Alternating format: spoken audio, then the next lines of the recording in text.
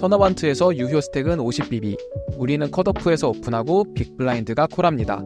플랍은 10, 5, 4 투톤 보드가 떨어지는데요. 드로우가 많이 보이는 보드죠. 여기서는 밸류벳을 얼마나 크게 쳐야 하고 그 이유는 무엇일까요? 저는 여기서 큰 벳으로 상대를 폴드시킨 뒤에 뽀뽀를 죽으라고 뱉었어요 라고 말하는 분들을 너무 많이 봤어요. 물론 이 보드는 큰 벳을 쓰는 게 맞는 보드긴 한데 큰 목적이 뽀뽀를 죽이기 위해서라는 게 굉장히 킹받더라고요. 이게 이론적으로 왜 말이 안 되는지 한번 알아봅시다. 먼저 이 상황에서 빅블라인드의 레인지를 한번 먼저 보시죠. 사실 애초에 상대방이 플러시 드로우를 가지고 있을 확률이 그다지 높지가 않아요. NT가 있는 포맷에서는 빅블라인드가 수딕 핸드들을 거의 항상 방어하기 때문에 플러시 드로우가 많다고 하시는 분도 꽤 봤는데요. 실제로는 생각보다 그 비중이 높지는 않습니다. 물론 보기엔 수딕 핸드가 차지하는 비중이 굉장히 높아 보이는데요.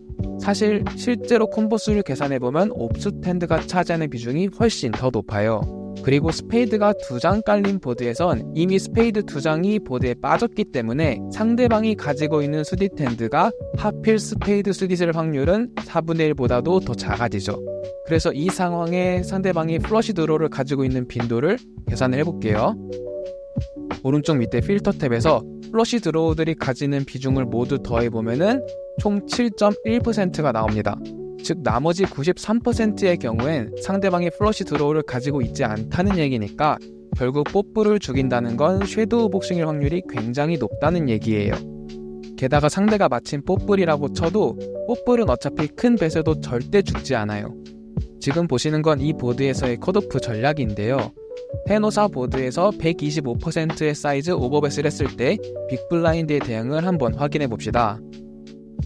보시면 빅블라인드는 60%의 레인지를 폴드하는데 플러시 드로우만 필터를 한번 걸어보면 단 한 콤보도 폴드하지 않아요. 그러니까 뽀뿔을 죽인다는 거는 애초에 불가능하다는 얘기입니다. 그럼 뽀뿔은 왜 큰 사이즈 오버벳에도 폴드하지 않을까요? 이러한 오버벳에서의 밸류 레인지는 거의 오버페어인데요. 이런 오버페어를 상대로 플러시 드로우는 9장 또는 8장의 아우츠를 가지고 있기 때문에 아우츠가 5장인 세컨 페어로 콜을 하는 것보다는 플러시 드로우로 콜을 하는 게 훨씬 더 기대값이 높기 때문이에요. 플러시 드로우에게 프레셔를 주거나 다음 카드를 싸게 못 보게 한다는 이유로 벳을 하는 것도 조금 애매해요. 우리가 어떤 레인지를 타겟팅할 때는 그 레인지가 콜과 폴드 사이에서 인디퍼런트하게, 즉 콜도 폴드도 애매하게 만들어야 합니다. 여기서 플러시 드로우는 너무 쉬운 이지콜이기 때문에 우리가 타겟팅할 수 있다고 보기는 어렵죠.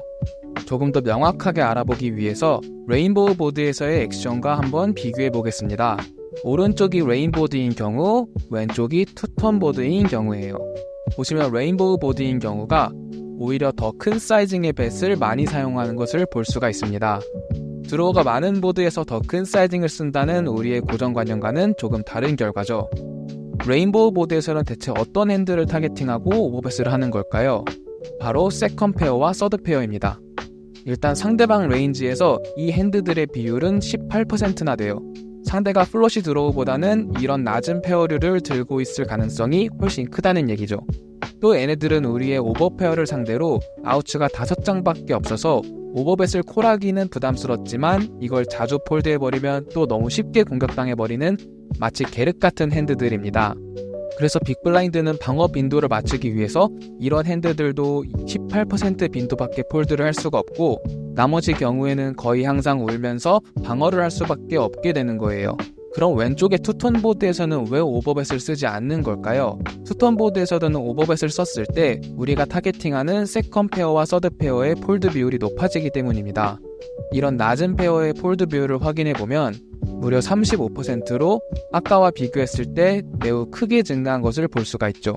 그 이유는 투톤 보드에선 아우츠가 9개나 있는 블러프 캐쳐인 플러시 드로우로 방어 빈도를 대신 채울 수 있으니까 낮은 페어가 가지는 블러프 캐치 책임이 줄어들기 때문이에요. 그래서 투톤 보드에서는 오히려 80% 사이징의 벳을 선호합니다.